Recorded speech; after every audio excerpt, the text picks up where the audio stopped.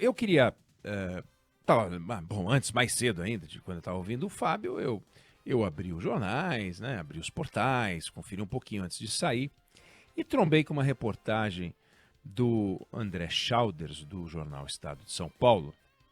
Você sabe que o Congresso Nacional tem um bolo de dinheiro que ele pode direcionar para onde ele quiser. E são as emendas parlamentares, né? São emendas de um valor extraordinário, são 40 e tantos bilhões de reais, sendo um pedaço emendas individuais e um pedaço emendas de bancada.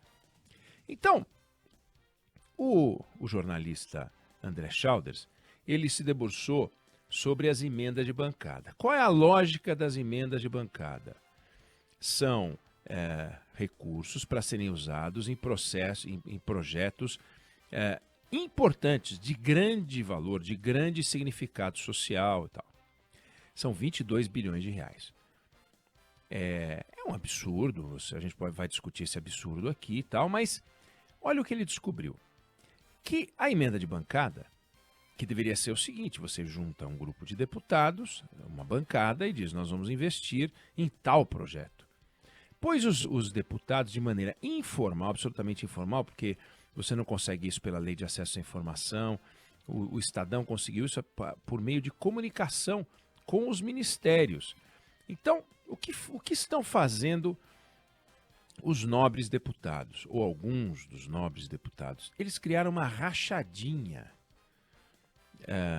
nas emendas de bancada. Eles pegam um valor qualquer da emenda de bancada e dividem. E falam o seguinte, olha, esse pouquinho vai para tal projeto, esse pouquinho vai para tal projeto. Então, eles pegaram aquilo que deveria ser um dinheiro destinado para um grande projeto e transformaram aquilo num festival de projetos paroquiais. Então, o deputado Murilo Galdino, do Republicanos da Paraíba, manda uma mensagem para o ministro da Integração, Valdez Góes, que está sabendo disso, portanto. Como devem ser divididos 81 milhões de uma emenda de bancada da Paraíba? Então tá lá, pelo rateio, Galdino vai ter 6 milhões e meio na emenda, o senador Efraim Filho do União Brasil vai ter 10 milhões, o deputado Gervásio Maia do PSB, todos da Paraíba, vai ter mais 6 milhões, e todos colocaram recursos para a Codevasf, e está escrito assim no ofício do Galdino: em breve informaremos os beneficiários de cada parlamentar. Olha que coisa maravilhosa. Ou seja, eles fazem um rachuncho da verba, não têm o projeto, não sabem o que é, e informam de maneira genérica. Num outro documento que o jornalista publica, quer dizer, divulga, ele não publica o documento, a coordenadora da bancada da Bahia, a Lídice da Mata, do PSB, manda para o Alexandre Padilha, que é o secretário de Relações Institucionais, que, portanto, está sabendo, Valdez Góes, Alexandre Padilha são coniventes sobre a divisão da emenda da bancada. Encaminha indicação de parte dos beneficiários já definidos pelos senhores parlamentares. Aí tem uma tabela com o destino. Daniel Almeida pegou os recursos de 15 associações e sindicatos rurais, entre valores de 7.500 a 113 mil. Que projeto importante, estruturante para o Brasil se faz com 7.500 reais? É inacreditável. É uma coisa porca. É uma coisa asquerosa.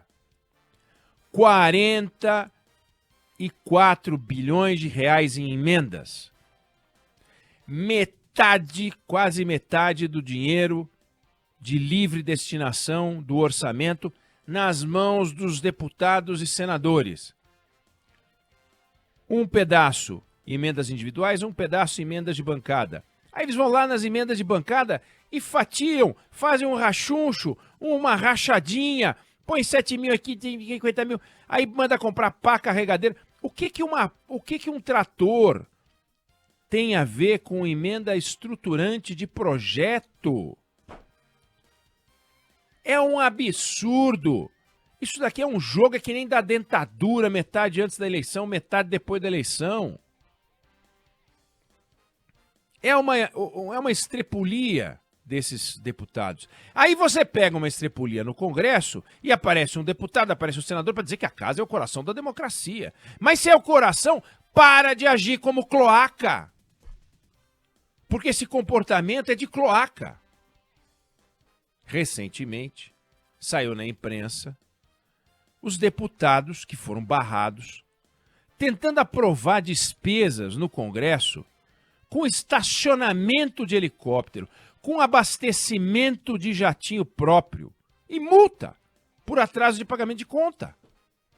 Aí pegaram lá um deputado, João Bacelar, do PL da Bahia, e que reclamou R$ 9.000 para o cidadão é muito dinheiro para combustível, mas para um parlamentar atuante não é nada.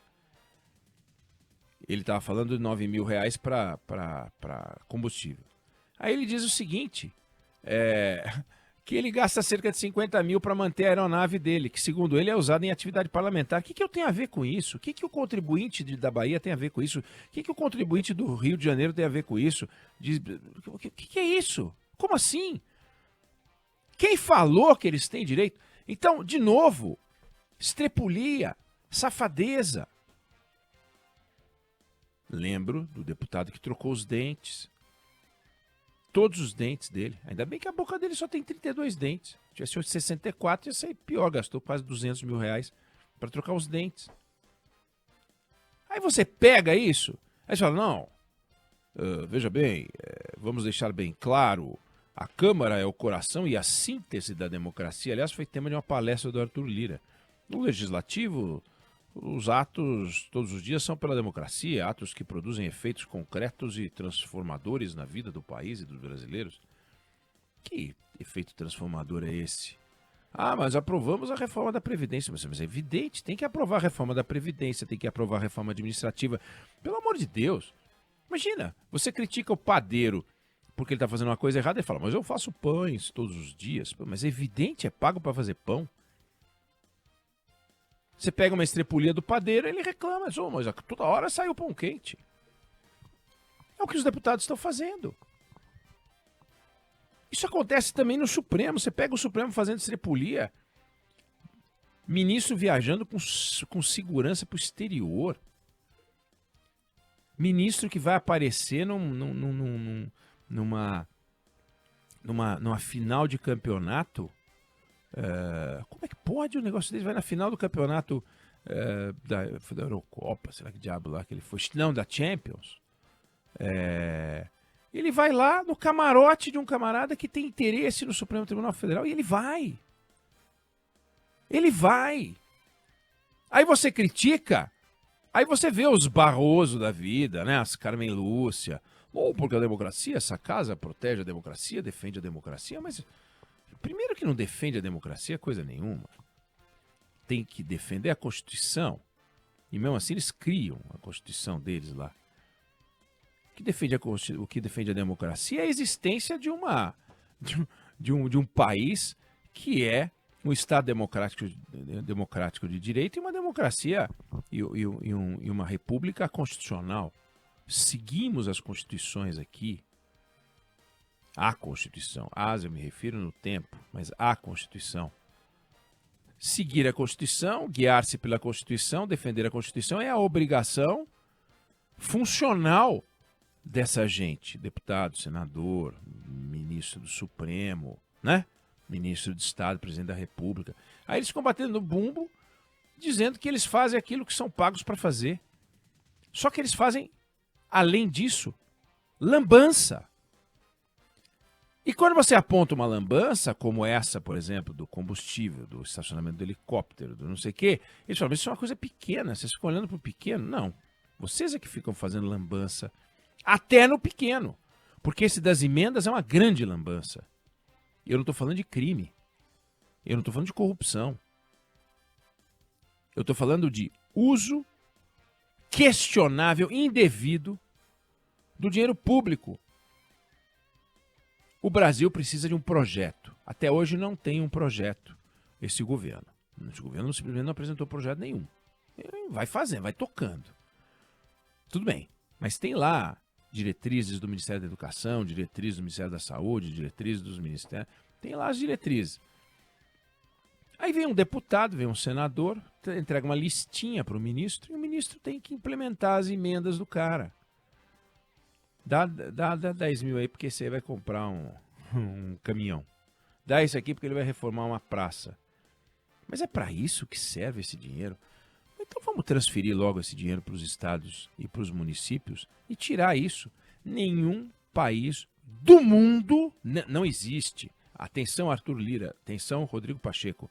Mostre algum país do mundo, entre os admiráveis e até entre os não admiráveis, que entregue para o Congresso Nacional tanto dinheiro como porcentagem do orçamento para torrar como o Congresso bem entende, sem nenhum tipo de responsabilidade por parte do deputado, por parte do senador, porque depois que dá o escândalo, a culpa é do executivo. Cloaca. Então, o coração da democracia se comporta como o coração da democracia, não como cloaca. Isso é uma vergonha que eles estão fazendo. A reportagem é extraordinária, muito bem feita pelo André, mostrando que a ideia que eles falam, não, nós fazemos as emendas de bancada, se diz, bom, então eles vão trabalhar pelos interesses da Paraíba, pelos interesses do povo da Paraíba, pelos interesses daquilo que vai diminuir os abusos, a violência social, a desigualdade, que vai, enfim, enfrentar os desafios da Paraíba. Aí você vai ver, é aquilo que vai ajudar.